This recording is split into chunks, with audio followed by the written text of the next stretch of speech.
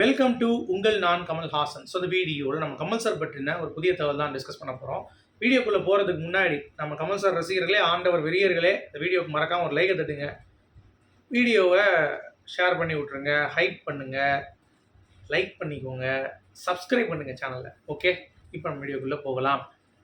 என்னப்பா ஒரு செய்தி இருக்கா, இன்றைக்கி ஏதாவது புது தகவல் இருக்கா அப்படின்னு சொல்லி கேட்டிங்கன்னா கண்டிப்பாக இருக்குது. கமல் சார் சென்னைக்கு வந்துட்டாருங்க. யூஎஸ்க்கு வந்து அவ்வளோதான், முடிஞ்சு போச்சு. ஸோ திருப்பி யூஎஸ் போவார் நினச்சோம். ஆனால் வந்து இங்கே கல்கி ஷூட்டிங் வந்து ஆரம்பிச்சு தான்.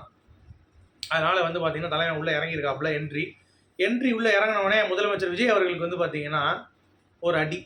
அதாவது 2 சைடு எனக்கு இருக்குப்பா அப்படின்ற மாதிரியான விமர்சனங்கள் ஒன்று கொடுத்துருக்காரு. அது மட்டும் இல்லாமல் நிறைய செய்திகள் அவரை பற்றி இன்றைக்கி இருக்குது. எல்லாத்தையும் வந்து டிஸ்கஸ் பண்ண போகிறோம். ஓகே, இப்போ நம்ம வீடியோக்குள்ளே போகலாம். தர்மன் செகண்ட் ஷெடியூல், சேவான் செகண்ட் ஷெடியூல் செம ஃபாஸ்ட்டாக போயிட்டுருக்கு. ஆர்கேஃபை வந்து பார்த்திங்கன்னா நகர்த்திட்டு இருக்காங்க. ஒரு பக்கம் வந்து பார்த்தீங்கன்னா சரியான ஸ்பீடு. தர்மன்லாம் வந்து அஸ்வத் சொல்கிறாரு, என்னப்பா இது இவ்வளோ ஃப்ளெக்சிபிளாக இருக்காங்க, ஒரு விஷயம் கேட்க மாட்டாங்க அப்படின்ற மாதிரி. அதுதான் ஆர்கேஎஃப். அது மட்டும் இல்லை, கமல் சார் யூஸ் பண்ணுறதுக்கு துடிக்கிறார் அஸ்வத். எப்படியாச்சும் நான் அவரையும் டைரக்ட் பண்ணிடணும், அவர் எப்படியாச்சும் கொண்டு வரணும் அப்படின்ற மாதிரியான ஒரு விஷயம் வந்து அஸ்வத் வந்து ஆசைப்படுறாராம். பட் கமல் சார் வருவாரா அப்படிங்கிறது நமக்கு தெரியல. இப்போதைக்கு இல்லைங்கிறது தான் நியூஸு. பட் அசிஸ்டன்ஸும் வந்து பேசிகிட்டு இருக்காங்களாம். கமல் சார் அட்லீஸ்ட் ஏதாவது யூஸ் பண்ணலாம் அப்படின்ற மாதிரி. எப்படி வர போகிறாங்க எதுவுமே தெரியாது. But talks is still going அப்படிங்கிறது தான் நமக்கு கிடைத்த அப்டேட். ஓகே, பட் ஆர்கேஎஃப்ஏ ரொம்ப கூலான production house to work with அப்படின்ற மாதிரி பேசியிருக்காராம். ஓகே, அடுத்து 22 வருஷம் வசூல் ராஜா பொறுத்த வரைக்கும் நீங்கள் சரணியும் கேட்கலாம், நம்ம கமல் சாரையும் கேட்கலாம். எப்போனாலும் நீங்கள் கேட்டு பார்த்தீங்கன்னா அதோடைய பெயின் சொல்லுவாங்க. ஏன்னா அந்த டப்பிங் ரைட்ஸ் வாங்கின பிறகு 80 days தான் வந்து ஷூட்டிங் இருந்து தான். அதுக்குள்ளே நீங்கள் முடிக்கணும் படத்தை. அப்படி இல்லைனா அவங்களுக்கு வந்து திருப்பி அதை படத்தை வந்து வாங்கிப்பாங்க, திருப்பி கொடுக்க மாட்டாங்க ரைட்ஸ் அப்படின்ற மாதிரி பேசியிருக்காங்க. உடனே என்ன பண்ணுறதுன்னு தெரியல. இவர் அட்டகாசத்தில் இருக்காராம் அஜித்தோடைய படத்தில்.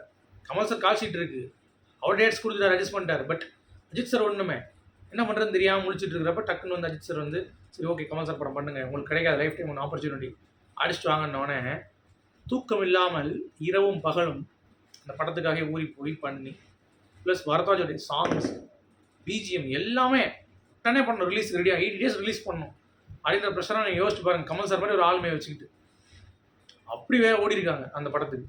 இன்னொன்று எப்போனாலுங்க எனக்கெல்லாம் ஒரு ஃபீல் டவுன் ஆச்சுன்னு வைங்களேன், டக்குனு வசூல் ராஜா படத்தை போட்டுருவேன்.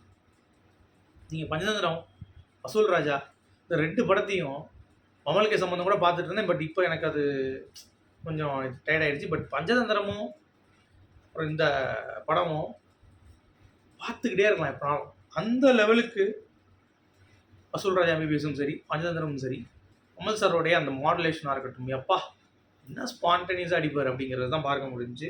ஸோ அதெல்லாம் வந்து இந்த படத்துக்கு ஒரு மிகப்பெரிய ஒரு ஹைலைட்டு. அதில் நீங்கள் நடிப்பையும் பார்க்கலாம், நவரசத்தையும் பார்க்கலாம். கமல் சாரோடையது அப்படிங்கிறது 22 years ஆகிடுச்சு அப்படிங்கிறது பார்க்க முடியுது. அடுத்து பேரி ஆஸ்போன். நேற்று வந்து வீடியோ போட்டிருந்தேன். ஆக்சுவலாக தமிழில் பார்த்தெல்லாம் கன்ஃபியூஸ் ஆகிருப்பீங்க, ஏன்னா தமிழில் ஒன்று போட்டிருக்கு உள்ளே பேசவே இல்லைன்ட்டு. நேற்று பேசுனேன்னு நினச்சி நான் போட்டேன். ஆக்சுவலாக அந்த கண்டென்ட் எடுத்து வச்சுருந்தேன், பேசலை. ஆக்சுவலாக என்னென்னா, இப்போ வந்து ஹாலிவுட்டுக்கு என்ட்ரி ஆகிறத பற்றி கமல் சார் பேசுகிறது இல்லை, அது முந்தையே நடந்திருக்கு. இவர் லார்ட் ஆஃப் த ரிங்ஸ்லாம் வந்து பண்ணிகிட்டு இருந்த அந்த டைமில் இவங்க 2 பேரும் மீட் பண்ணி ஒரு சப்ஜெக்ட்னு சொல்லியிருக்காரு ப்ரொடியூசர்கிட்ட. அவர் ஓகே சொல்லி ரெடி நானும் பண்ணுறேன்னு சொல்லியிருக்காரு. ஆனால் அது என்னமோ கடைசி நேரத்தில் வந்து பார்த்தீங்கன்னா மூவ்மெண்ட் வந்து ஆகலை, அப்படியே ஸ்டாப் ஆகிடுச்சு. அதனால தான் கொஞ்சம் அவங்க ஃபீல் பண்ணாங்க என்னடா அது அப்படின்ற மாதிரி. பட் இப்போ ஏதோ ஒரு ப்ரொடக்ஷன் ஹவுஸ் வந்து வில்லிங்காக இருக்காங்களாம். நான் தான் சொல்கிறேன் இப்பயும். ஸோ கூடிய விரைவில் அறிவிப்பு இருக்கும் தான். ஏன்னா எல்லாத்தையும் சொல்லிட்டு நம்ம வந்து பெரிய பில்டப் பண்ணுறோம் அப்படின்ற மாதிரி சொல்லியிருந்தீங்க. கமல் சார் ரசிகர் நிறைய பேர் சொல்லியிருந்தீங்க, என்னங்க ரொம்ப பில்டப் தான் பண்ணுறீங்க தவிர ஒன்றும் பாம்பு எடுத்து விட மாட்டீங்களே அப்படின்ற மாதிரி கேட்டிருக்கீங்க. பட் நான் என்ன சொல்கிறேன்னா, நம்ம பேசுவோமே, நடக்கும் கண்டிப்பாக.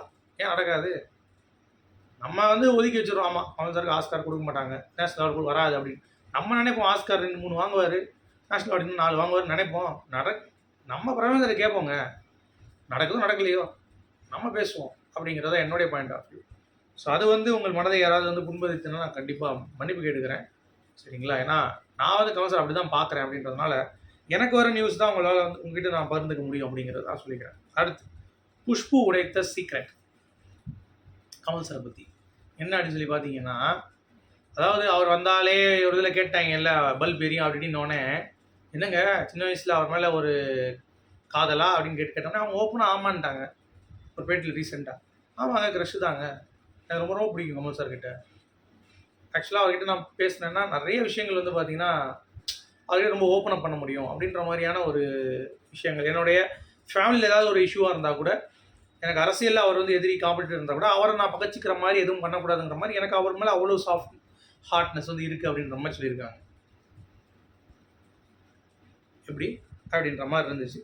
அடுத்து கமல் சார் வந்து சென்னைக்கு வந்துட்டாரு. ஏர்போர்ட்ட அதிர வச்சுட்டார் அப்படிங்கிறது தான். இன்னொரு பக்கம் வந்து பார்த்தீங்கன்னா, தொகுதி மறுவரை பத்தி பேசும்போது, அத பத்தின விளக்கம்.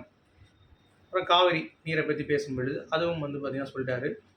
முதலமைச்சர் விஜய் அவர்களுடைய ஆட்சின்னோனே நெறைய பாராட்டுகள் இருக்குது. நிறைய விமர்சனங்களும் இருக்குதுன்ட்டாரு. கொடியேற்றம் நாளைக்கு பண்றாரு. என்ன நினைக்கிறீங்கன்னு சொல்லி கேட்டப்ப, நல்ல பெருமையான ஒரு இதுதான் தருணம் தான். அப்படின்னு சொல்லிட்டு ஒரு விஷயம் வந்து பேசியிருக்காரு. ஸோ எனக்கு தெரிஞ்சு முதலமைச்சர் விஜய் அவர்களுக்கு இப்போதான் கேட்டு வந்திருக்காரு பார்லிமெண்ட்ல. அடுத்து ஸ்டேட் தான் சட்டசபை. என்னைக்குன்னு தெரியல. ஆனா உள்ள உடல் நீங்க இது வரைக்கும். பட் இருந்தாலும் கேள்விகள் வெளியே இருந்தே நம்ம கேட்கலாம்ல.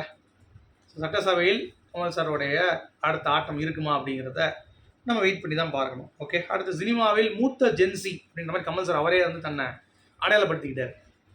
அவருடைய பதிவு நீங்கள் பார்த்துருப்பீங்க. அதாவது ஒரு படம் வந்து ஆரம்பித்து ஃபஸ்ட்டு தியேட்டரில் வந்து பண்ணது வந்து கிட்டத்தட்ட 135 ஆண்டுகள் ஆச்சு. அதில் 67 ஆண்டுகள் சரிபாதியாக நான் வந்து பங்கெடுத்திருக்கேன். ஸோ யாருக்கும் அந்த அனுபவம் கிடச்சிருக்கான், பாக்கியம் கிடச்சிருக்காது. பட் எனக்கு கிடச்சிருக்கு. பட் நான் உழைப்பு போட்டது 20 வருஷம் தான் அப்படின்ட்டு இருக்காரு. உண்மைதான். கமல் சாருடைய பீக் ஃபார்ம் நீங்கள் எடுத்து பாருங்கள், 20 இயர்ஸ் தான் இருக்கும். நாயகன் டைம் அந்த அந்த வருஷம், அந்த 20 வருஷம் தான் இருக்கும். கரெக்டு தான் நான் சொல்கிறது. கமல் சார் இந்த அரசியலுக்கு வந்ததுனால ஒரு 10 இயர்ஸ் இல்லை லாஸ்ட்டாக அவர் பிடிச்சிருந்தாருன்னா சும்மா எங்கேயோ போயிருப்பார். பட் நேரம் அப்படிங்கிறது பார்க்க முடிஞ்சிச்சு. ஓகே. அடுத்து கமல் சார் வந்து பார்த்தீங்கன்னா ஒரு இன்ஸ்டா போஸ்ட் ஷேர் பண்ணியிருந்தார். அதாவது கன்ஸ்ட்ரக்ஷனுக்கு செங்கல் இதெல்லாம் வந்து இருக்கும், பட் பேம்பூவில் கன்ஸ்ட்ரக்ட் பண்ணுங்கன்னு சொல்லிட்டு இயற்கை சார்ந்த விஷயங்களையும் வந்து பார்த்தீங்கன்னா அவங்களுடைய ரசிகர்களுக்கு எஜுகேட் பண்ணுறது அப்படிங்கிறது கமல் சார் மாதிரி வேறு யார் இருப்பா? போஸ்ட் போட்டிருக்காரு, போய் பாருங்கள். எனக்கே ரொம்ப ஷாக் ஆகிடுச்சு அப்படிங்கிறது தான். அடுத்து 44 வருடங்கள் சகலகலா வல்லவன் படம் வந்து செம ஃபாஸ்ட்டாக இருக்கும் படம். சரியா? ஒரு கமர்ஷியல் மூவி. இப்போ வரைக்குமே கொண்டாடப்பட ஒரு சாங்கு அந்த படத்துலேருந்து. உங்களுக்கே தெரியும் என்ன சாங்குன்ட்டு. அந்த மாதிரியான ஒரு படம். ஸோ கிட்டத்தட்ட வேறு லெவலில் வந்து பார்த்தீங்கன்னா வந்துருச்சு அப்படிங்கிறது தான். ஒரு இம்பாக்ட் வந்து கிரியேட் ஆச்சு அப்படிங்கிறது தான். அடுத்து பிரதீப் லோகேஷ், ரஜினி கமலா அப்படின்ற மாதிரியான அடுத்த ரஜினி கமலா அப்படின்ற மாதிரி கேட்டாங்க. டேய் யாரா நீங்கள் அப்படின்ற மாதிரி இருக்குது. அவங்க பண்ண சாதனை என்ன? இவங்க யாரா இப்போ தான்டா சுதாகா பசங்க வந்திருக்கானுங்க. இவங்களை போய் நீங்கள் அதுக்குள்ளே கம்பேரிசன் பண்ணுறீங்க. முதல் 4 படம் நடிக்கிட்டோண்டா அப்படின்னா பிரதீப் வந்து ரஜினியா, நம்ம லோகேஷ் வந்து கமலா. நல்லா இருக்கடா அவங்க கதை அப்படின்ற மாதிரி இருந்துச்சு. ஓகே. அடுத்து ஆக்டர் நிவாஸ் அப்படின்ற ஒருத்தர் வந்து பார்த்தீங்கன்னா பேசியிருக்காரு. அதாவது கமல் சார் படங்களை பார்த்து தான் நான் வந்து வீட்டில் இருக்கும்போது ஃப்ரீ டைமில் பார்ப்பேன். அவரால் தான் நான் இப்போ வந்து இருக்கேன் சினிமாலையும். அவர் தான் மிகப்பெரிய எனக்கு இன்ஸ்பிரேஷன். எனக்கு எப்பயாவது வந்து நான் சொன்ன மாதிரி தான் சோகமாக இருக்கும்போது சரி, இல்லை ரொம்ப ஹாப்பியாக இருக்கும்போது சரி கமல் சார் படம் தான் பார்ப்பேன் அப்படின்ற மாதிரி. ரொம்ப பயங்கரமான ரசிகனாக இருப்பார் போலையே அப்படின்ற மாதிரி தான் இருந்துச்சு. சரி, இந்தியன் 3 ஆகஸ்ட் 15 வந்துருச்சுப்பா, இண்டிபெண்டன்ஸ் டே. போனாட்டம் ஒரு போஸ்டர் விட்டீங்க. அந்த மாதிரி சங்கர் சார் எனக்கு ஏதாவது ஒரு சம்பவத்தை பண்ணி கொடுங்க அப்படின்ற மாதிரி இருந்துச்சு. பட் ஒரு மைண்டில் வந்து பார்த்தீங்க அப்படின்னா எனக்கு ஒரு ஃபீல் வந்து இருந்துச்சு அப்படிங்கிறது தான். வரும், இதை நம்பிக்கை இருக்குது சின்னதாக. அடுத்து நிழல்கள் ரவி. கமல் சார் நடிப்பு பார்த்து வியந்து என்னுடைய டைலாக் விட்டேன் நாயகன் படத்தில். அவர் நடிப்பு பார்த்துட்டு இருந்தேன். மணிரத்னம் சார் வந்து திட்டினாரு. அந்தளவுக்கு ஏன் நிலைமை ஆகி போச்சு அப்படின்ற மாதிரி பேசியிருக்காரு ரீசெண்டாக ஒரு இன்டர்வியூவில். அற்புதமாக இருந்தது. உங்களுடைய கருத்துக்கள் மீண்டும் சந்திப்போம்.